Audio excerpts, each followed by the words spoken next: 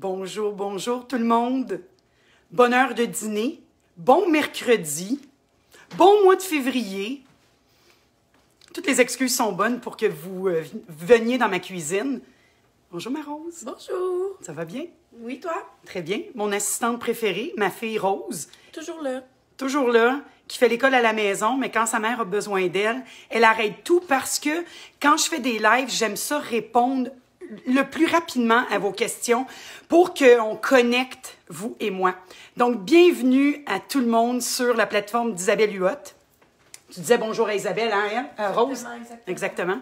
Donc, pour les gens qui ne me connaissent pas, mon nom est Mélanie Marchand, chef graduée de l'ITHQ. Ça fait bien des années, mais depuis plus de 15 ans, je suis styliste culinaire, donc je fais beaucoup de création recettes, de création de contenu pour les magazines, pour plein de clients privés, et je fais partie également de l'équipe d'Isabelle. Donc avec Isabelle, je fais de la création, on fait de la consultation, des fois elle va m'appeler pour avoir quelques trucs, et je vous partage mes recettes préférées pour vous amener dans un mode de vie un peu plus sain. Parce que vous savez que même moi, dans ma famille, il y a des végétariens, il y a des véganes. Mon homme a eu quelques problèmes de santé. Donc, avec tout ça et avec ma conscience également, ben on a fait des choix pour aller dans un mode de vie un peu plus sain, c'est-à-dire que nous, on s'appelle des flexitariens. Donc, on mange un peu de tout et même que 3 à 4 fois par semaine, on mange végétarien. Mon chum adore les plats végétariens et depuis 4-5 ans, je vous dirais, puis même avec l'influence de ma sœur, parce que j'ai une de mes sœurs qui est végétarienne et qui est même végane, ses filles sont véganes depuis des années, ben ça a piqué ma curiosité, puis elle m'a tellement présenté des super produits que maintenant, j'ai des classiques que je fais. Vous savez, comme ma sauce à spaghetti, ça fait longtemps que j'en ai pas fait une à la viande parce que depuis une belle lurette, je le fais avec de la PVT. Donc aujourd'hui, on voulait vous introduire un peu vers mes recettes préférées végétariennes et on voulait y aller vers les protéines végétales. Parce que vous savez, si on recule, là, le végétarisme, là, moi, quand j'étais adolescente, c'était plate. Hein? Il y avait pas beaucoup d'alternatives, on connaissait pas beaucoup de choses là-dessus, on savait pas par quoi remplacer notre viande. Parce que dans le fond, là, quand on devient végétarien, notre plus gros choc et l'aliment qu'on doit retirer, ce sont les viandes. Et certains végétariens vont manger des œufs, vont manger du fromage, mais en tant que viande, on enlève complètement les viandes. Et que ça soit par choix écolo, vegan, toutes les raisons sont bonnes pour essayer des recettes végétariennes. Et je vous dis, dans bien des cas, vous ne verrez pas la différence. Puis en plus de ça, je dois dire que certaines recettes sont même meilleures que quand je les faisais avec la viande. Donc, pour démystifier un peu ça, si on vous donne des alternatives pour la protéine, donc pour remplacer la viande, ben déjà là, vous allez avoir plus de facilité. D'accord? Donc, on connaît très, très bien le tofu. Hein? On l'a maintes fois cuisiné. Et il y a une différence entre le tofu et le tempeh et le quinoa qui peut apporter de la protéine, les fèves d'edamame, la PVT. Donc, on a beaucoup d'alternatives aujourd'hui. Et la première que je voulais vous parler, c'est vraiment ma protéine végétale préférée et la préférée de ma famille. Parce que vous savez que moi, je cuisine pour les gens qui font partie de ma famille. Donc, ma fille adore la PVT. Et c'est à cause de Rose que j'ai commencé également à faire de plus en plus de recettes avec celle-ci parce que elle aimait ça. Donc, quand ma fille aime quelque chose, surtout si c'est vers un aliment un peu plus santé, ben c'est sûr que je vais l'exploiter au maximum. Donc, oui, Rose. On demande, ça se conserve combien de temps? La PVT, oui. Ça peut se conserver, ben, on pourrait même dire à vitam aeternam, mais tous les produits ont une durée de vie. Et la protéine végétale, pourquoi qu'on va dire 1 an ou 1 an et demi, c'est qu'à l'intérieur, il y a quand même un pourcentage de gras et tout gras, éventuellement, peut rancir. Donc, c'est recommandé même de le conserver dans un contenant hermétique, dans un endroit où c'est sec et frais, donc pour être capable de conserver les propriétés et le goût le plus longtemps possible. Donc, c'est quoi la PVT? Donc, la PVT, premièrement, c'est à base de soya. Et la PVT, c'est fait à base de farine de soya qu'on a fait, dans le fond, déshydrater et qu'on fait sécher. Et ensuite, bien, on vient y donner la forme qu'on veut. Donc, moi, ici, celle que j'aime beaucoup, c'est celle qui est vraiment hachée finement, là, qui représente, dans le fond, la viande hachée. Ça, là, ça représente parfaitement de la viande hachée. Puis même que vous voyez, celle-ci est un peu plus brune. Il y en a qui sont un peu plus blanches. Donc là, vous pouvez l'avoir de n'importe quelle forme. Vous avez même les gros morceaux. Vous l'avez haché. Dans certaines places, vous pouvez même l'avoir... en grosses pépites. Donc, c'est vraiment à découvrir. Et on retrouve la PVT de plus en plus dans les magasins d'aliments naturels, en épicerie, dans les IGA, dans les métros, dans les Provigo, dans la section des produits naturels ou santé. Vous allez le retrouver sur plusieurs marques, là, l'Artisan, Bob Red Mill, même en vrac, chez Bulk Barn, on peut trouver la PVT. Oui, Rosette? On demande, est-ce que c'est sans gluten? Oui, c'est sans gluten. Le soya, il faudrait confirmer. Je crois que c'est sans gluten. Le tempeh l'est. Mais mon PVT, j'ai quelques notes ici et je crois que oui. L'équipe de Isabelle va pouvoir répondre, mais moi, je vous dirais que oui, c'est sans gluten. Donc, comme je vous disais, il y a plusieurs forme. Donc, vous voyez ici, les gros morceaux, moi, je les aime pour remplacer même les morceaux de poulet. Donc, je fais des croquettes de poulet avec ça. Donc, comment on travaille la PVT? Il faut d'abord la réhydrater pour lui donner la texture un peu plus molle, comme la viande. Mais on n'est pas toujours obligé de l'hydrater. C'est-à-dire que si on se fait une sauce à spaghetti, où est-ce qu'on va venir mettre une grande quantité de liquide ou une soupe, on n'a pas besoin nécessairement de venir le réhydrater. Moi, j'aime bien également, des fois, venir le faire rôtir tout simplement à la poêle avant même de venir l'hydrater. Ça va venir y donner un côté char, de caramel, un peu plus de viande, je crois. Ça va venir le colorer également. Et ensuite, je peux venir le réhydrater. Dans quoi on le réhydrate? De l'eau chaude, un bouillon végétal, un bouillon de bœuf, si on veut vraiment venir y donner un goût de viande. Mais là, si on veut vraiment être végé, on va y aller avec un bouillon de légumes. Donc, on peut le réhydrater également avec un restant de soupe miso, avec n'importe quel liquide, donc du vin. Tout ce que vous aimez peut réhydrater le PVT. Moi, j'ai commencé à le travailler vraiment pâté chinois, sauce à spag, des crotons. Donc, aujourd'hui, mes 2 recettes préférées que ma famille adore, c'est ma sauce à spag à la PVT. Je le travaille, donc dans le fond, je viens réhydrater. Et là, toutes les recettes, je les partage également. Donc, vous allez les retrouver sur le site de Isabelle avec les photos pour que ça soit plus facile pour vous de les repérer.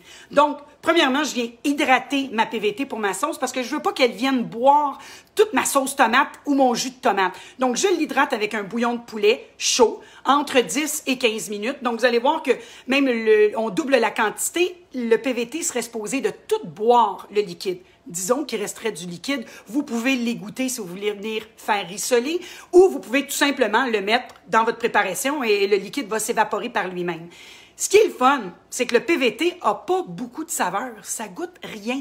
Donc, c'est comme le tofu. C'est les saveurs qu'on va venir lui donner. Oui, Rose? Premièrement, est-ce que c'est dispendieux? Non, c'est très abordable.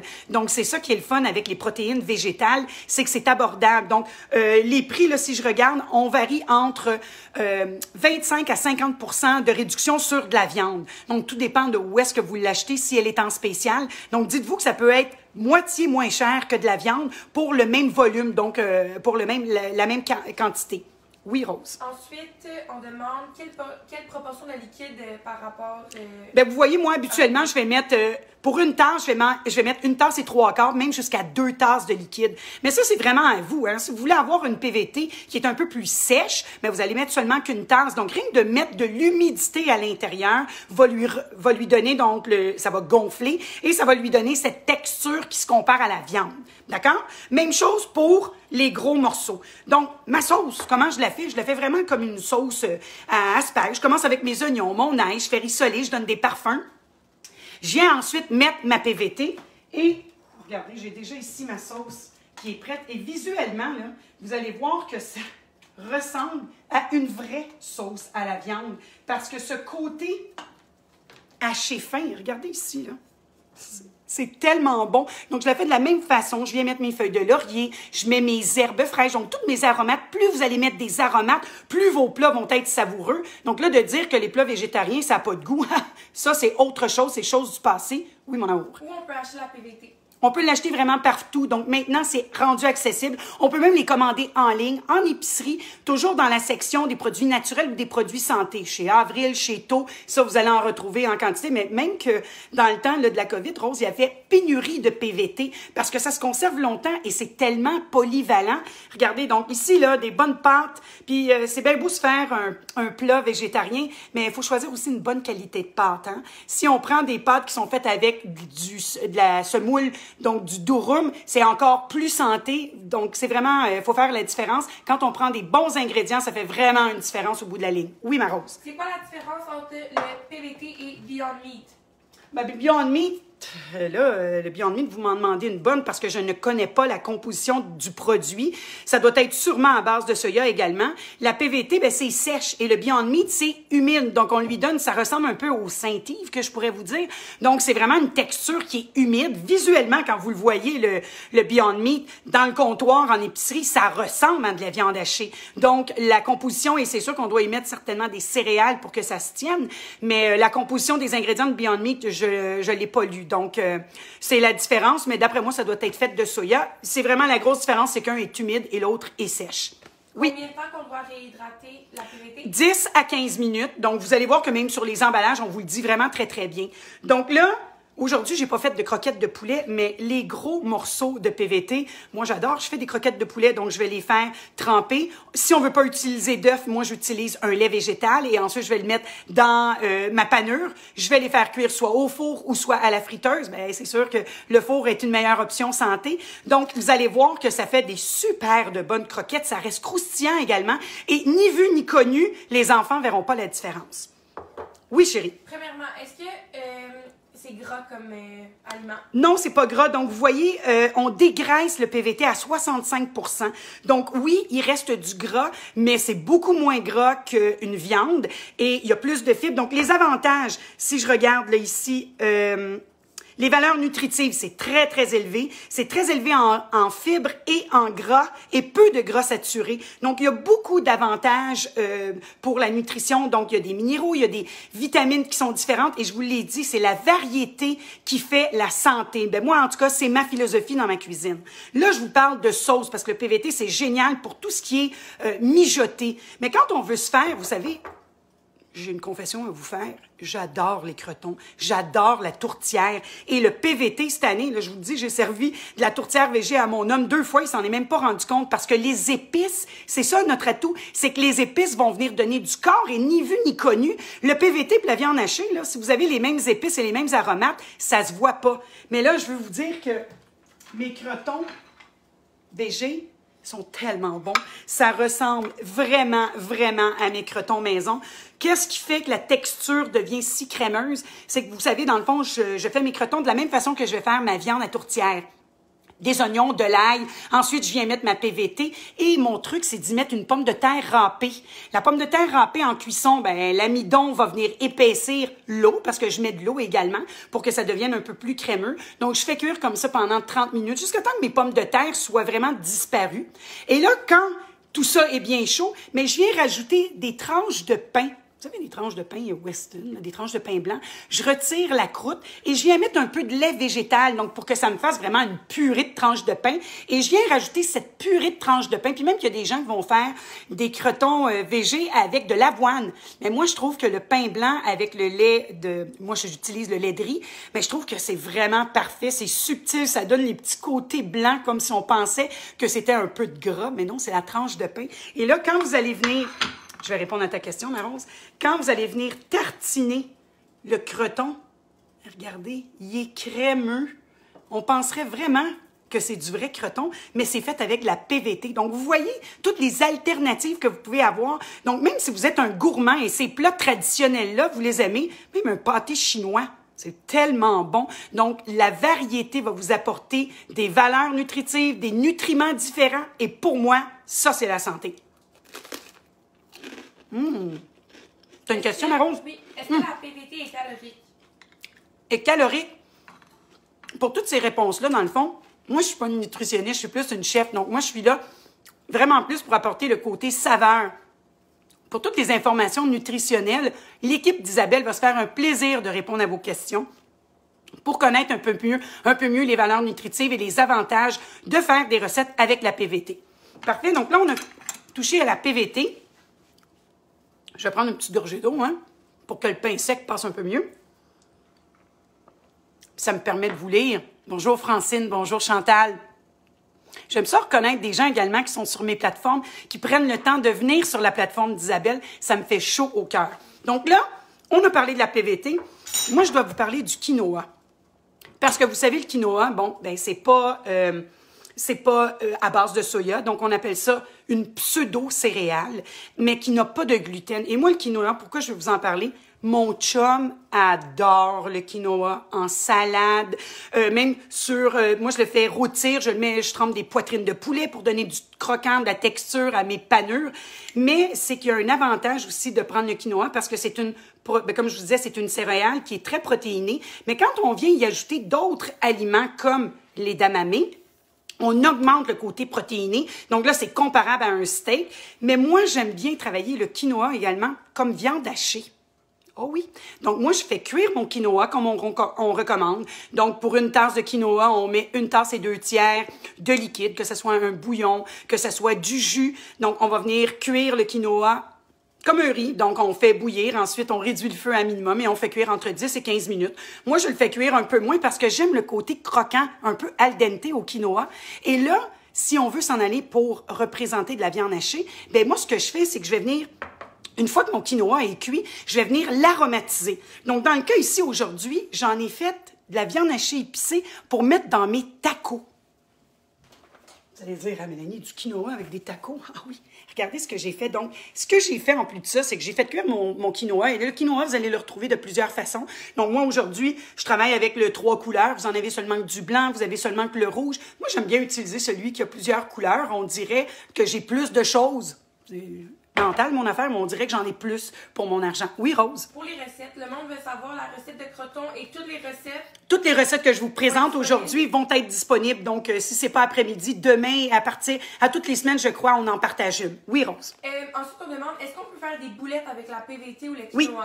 Oui, tout à fait. Le quinoa, on doit, par contre, je dois vous dire que le quinoa, je le fais avec du pain, tandis que la PVT, il faut vraiment l'hydrater si on veut se faire des boulettes. On peut pas la laisser sèche, comme je vous disais qu'on peut la travailler des fois. Donc oui, on vient l'hydrater et c'est avec les ingrédients. Donc vous savez, si on rajoute une sauce tomate, si on rajoute un peu de moutarde, donc ça, c'est des liants qui vont nous aider justement à tenir notre boulette. Mais juste le fait de l'hydrater, la PVT, vous allez voir, ça se forme rapidement en boulette. Et là, on vient y mettre les aromates. On fait cuire au four, on fait cuire dans la poêle, donc ça se tient vraiment très, très bien. Le quinoa, donc quand je veux le représenter comme de la viande hachée, ce que je fais, puis ici, pour optimiser donc le côté protéine, pour que ça soit aussi bourratif que de la viande, ce que j'ai fait, c'est que j'ai fait moitié fèves et edamame et moitié quinoa cuit. Les fèves et edamame, ce que j'ai fait, c'est que je les ai passées rapidement au robot pour venir les hacher. Je les ai mélangées avec mon quinoa. Et regardez, il m'en reste, je vais vous le montrer avant cuisson, ce que ça donne. Regardez ce que ça fait. Donc ici, c'était mon quinoa avec, vous voyez, j'ai vraiment haché. Donc ça devient un peu verdâtre. À ça, je suis venue ajouter ma salsa préférée et mes épices mexicaines. Donc un peu de cumin, un peu de paprika fumé. Je mélange ça avec ma salsa. Je dépose ça sur une plaque de cuisson et je fais cuire ça. Donc je fais sécher au four à 400. Je vous dirais entre 30 et 40 minutes, tout dépendant de comment croustillant vous aimez votre quinoa et votre viande épicée. Et je vous dis, c'est tellement bon. Ça n'a rien à voir avec le Saint-Yves. Ça n'a rien à voir avec le PVT. Donc, c'est différent. Donc, vous voyez, la créativité, là, vous ne pourrez pas dire que vous mangez toujours la même chose quand vous mangez des plats végétariens. Et là, vous allez vous faire avec ça les meilleurs tacos. Regardez ce que ça va vous donner. Là, vous prenez une belle salade, beaucoup de légumes croquants.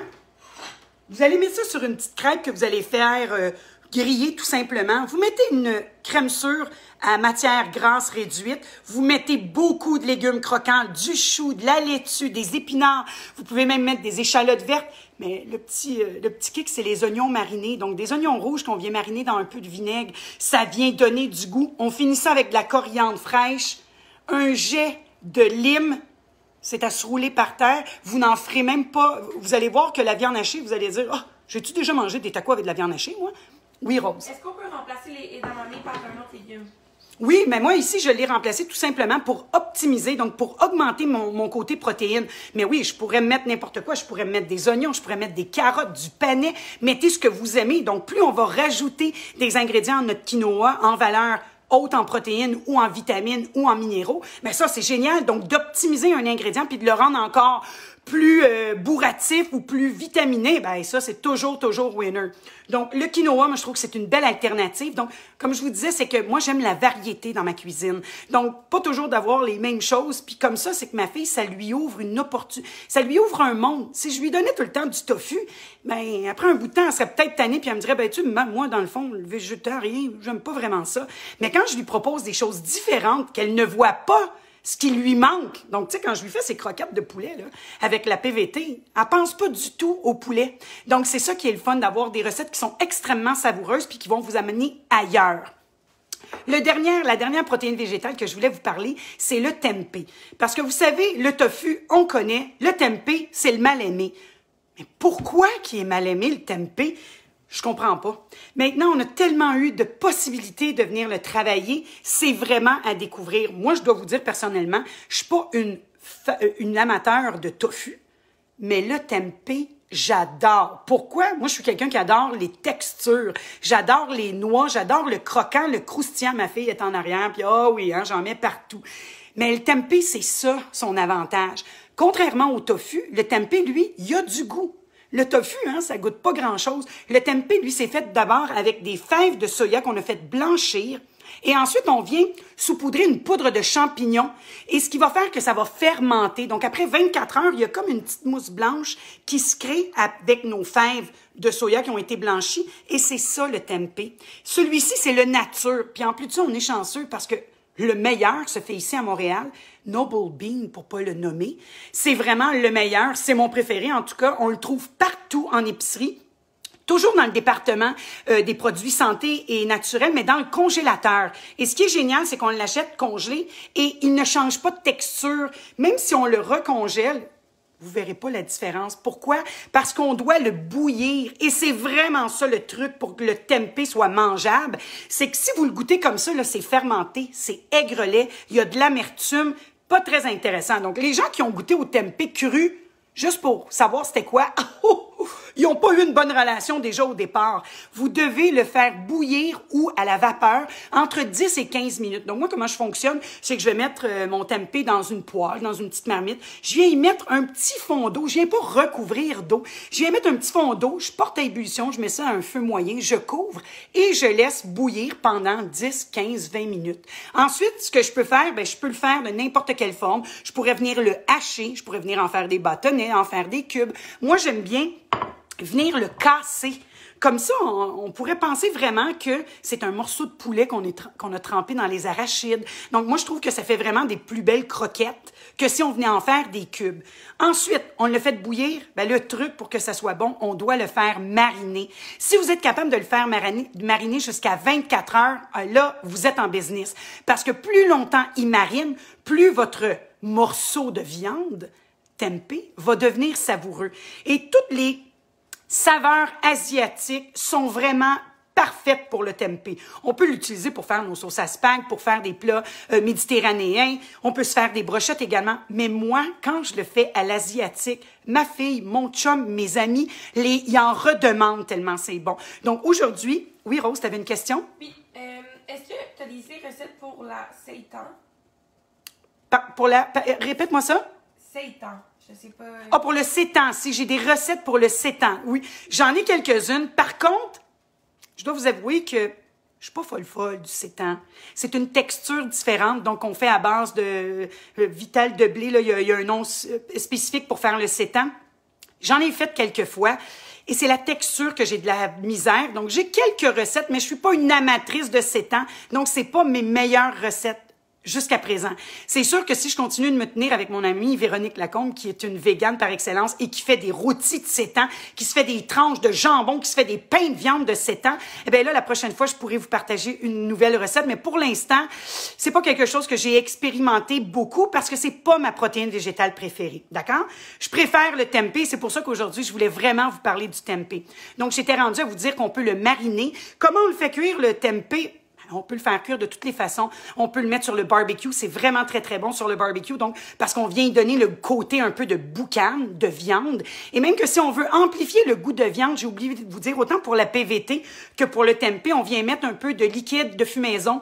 Donc, vous savez, ça va vraiment amplifier le goût de la viande et du barbecue. On peut le faire frire, le tempeh, on peut le faire cuire au four. Donc, la recette que j'ai faite aujourd'hui, c'est une recette d'un sauté de tempeh à l'asiatique. Mais c'est tellement bon, là. Je vous le dis. Ça va devenir un de vos plats préférés. Pourquoi? Parce que moi, la première fois que j'ai servi ça à mon chum, j'ai dit que c'était des croquettes de poulet aux arachides. Parce que visuellement, vous voyez les gros morceaux là, de soya et même qu'il y a plusieurs variétés. Donc, vous pouvez en avoir au gingembre, vous pouvez en avoir aux grains, aux céréales, le tempeh. Il y en a même qui est déjà mariné, prêt à utiliser. Donc, vous n'avez pas besoin de le faire bouillir. Mais même le mariné, je vous recommande de le faire bouillir un 5 à 10 minutes. Et là, c'est vraiment la texture qui vous apporte ailleurs. Et regardez ça ici. Là. Je sers ça, ce beau sauté de tempeh à l'asiatique. Ma petite sauce un peu à l'asiatique, j'en mets un peu, je peux la mettre avant quand je fais mariner et je termine quand j'ai fait cuire au four, je viens reterminer avec un petit peu cette sauce asiatique-là. Ça donne un côté laqué, croustillant, collant, sucré. C'est un délice. Servi avec une salade de choux un peu acidulée sur du riz. Hey, j'ai un repas complet ici, full protéines, full saveur. Je vous dis, quand on mange végétarien, puis c'est aussi savoureux, les viandes ne nous manquent pas. Est-ce que ça vous met l'eau à la bouche un peu? Hein?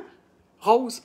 Oh, moi, oui. Puis ça sent tellement bon parce que justement, c'est comme des éponges également, donc ça boit les saveurs. Donc, une fois qu'on a fait mariner nos protéines végétales, un monde s'ouvre à vous, honnêtement, parce que tout ce que vous allez venir y mettre, que ce soit des épices un peu marocaines, libanaises, ben vous allez voir que beaucoup de possibilités et les textures, c'est ça qui est le fun avec les protéines végétales, les textures vont vous apporter ailleurs. Oui, ma chérie? On demande, vous le faites mariner avec quoi? Mais là, moi, j'ai fait une petite sauce à base de... C'est une sauce kongjunja. Je vous montrerai dans mes recettes, là, je l'ai écrit, que je mélange avec un peu de vinaigre de riz, un peu de sauce soya, je mets un peu d'huile de sésame. Je mets tout ça, là, la sauce est un peu épaisse, donc c'est une sauce qui est un peu liquoreuse. Regardez, je peux même vous en montrer. Il m'en reste un petit peu ici parce que j'ai fait les photos. Donc, ça donne vraiment comme une marinade asiatique. Et c'est l'huile de sésame là, qui va venir donner beaucoup de goût. Puis de mélanger ça avec de la coriandre fraîche, je vous dis, c'est un pur délice. Est-ce qu'on a des questions, Rose? On a fait pas mal le tour des 4 recettes, donc j'espère que ça vous met l'eau à la bouche. J'espère que ça vous donne le goût d'essayer des recettes végétariennes. Parce que vous savez, on n'a pas besoin de se mettre une étiquette « Je suis végétarienne »,« Je suis végane ». Juste d'ouvrir nos horizons pour de commencer à faire un plat végétarien par semaine, d'essayer un nouveau produit par semaine. Vous allez voir, ça vous apporte complètement ailleurs. Et c'est pas parce que on a des problèmes de santé qu'il faut s'ouvrir à des choses qui sont un peu meilleures pour notre santé. Hein? Donc, c'est à force de côtoyer des gens qui nous ont apporté des produits différents. Ma sœur m'a ouvert vraiment les yeux sur des nouveaux produits. Puis, vous savez, je retournerai pas en arrière. Mon corps me remercie parce que moi, je suis bourrée de vitamines. Je mange de tout. Donc, mon corps me remercie parce qu'il est rempli de vitamines, de minéraux. J'ai la santé en moi. Oui, Rose? On me demande, c'est quoi le nom du tempeh que tu aimais? C'est le Noble Bean. Le petit... on vous mettra... Attendez. Je pense que je l'ai encore ici. Non. Je l'ai jeté, mais je vous le montrerai. C'est vraiment très facile. Donc, Noble Bean, c'est même situé à Montréal. On dit même qu'ils font plus de 10 000 petits paquets par semaine. Donc, c'est vraiment un produit qui est en demande, le tempeh. C'est de plus en plus populaire et c'est à force de faire des super recettes savoureuses comme ça que les produits, les protéines végétales vont devenir de plus en plus populaires. Est-ce que tu as un livre de recettes végé? Non. Je fais beaucoup de recettes végé, peut-être un jour, mais j'ai fait plein de numéros de magazines avec des recettes végétariennes. Donc, pour les gens qui ne savent pas, je suis styliste culinaire. Et beaucoup de magazines, là, quand vous êtes en épicerie, là, ben, beaucoup de magazines, pour pas les nommer, ce sont mes recettes qu'il y a à l'intérieur. Donc, non, mais j'en ai fait beaucoup. Donc, portez attention. Présentement, il y en a un qui est en kiosque. C'est Manger en pleine conscience. C'est publié par 7 jours ou la semaine. Donc, ce sont mes recettes à l'intérieur. Et puis, il y a même des recettes végé à l'intérieur. Oui. Donc, j'espère, je vais prendre encore quelques minutes pour voir s'il y a des questions qui rentrent. J'espère que vous trouvez toujours mes petits lives le dernier mercredi du mois intéressants. Posez-nous des questions s'il y a des sujets ou des recettes que vous aimeriez que je fasse pour vous, des produits que vous devriez découvrir. Bien, faites des demandes. L'équipe d'Isabelle est très, très présente. On est toujours connectés. Puis vous savez que moi, quand vous faites partie de mes lives et que vous êtes venus dans ma cuisine, vous faites partie de ma famille. Sur ce, passez une bonne fin de mois de février. Le mois de mars s'en vient. Le mois de la nutrition. Le mois de la cabane à sucre aussi. Hein? Le mois du chocolat, parce que c'est Pâques. Ouf! Vers quoi je vais m'en aller? Posez-moi, dites-moi qu'est-ce que vous aimeriez que je vous cuisine pour le mois de mars. Donc, vous savez, moi, Rose, j'ai toujours... tu es avec moi? Pour le faire, parce que vous savez, moi, quand je fais des lives, quand je fais des recettes, je finis toujours de la même façon. Un jour, hein, Véronique Cloutier a eu tellement d'influence dans ma vie, ça danse là, à la fin de la fureur. Bien, moi, maintenant, quand je fais une recette, j'y mets de l'amour. J'espère que vous faites la même chose. Mettez-y de l'amour. Mettez-y beaucoup, beaucoup d'amour. Sur ce, passez un beau mercredi, puis on se voit le mois prochain pour un autre Lunch Santé avec Mélanie. Bye bye, bye, tout le monde. À bientôt.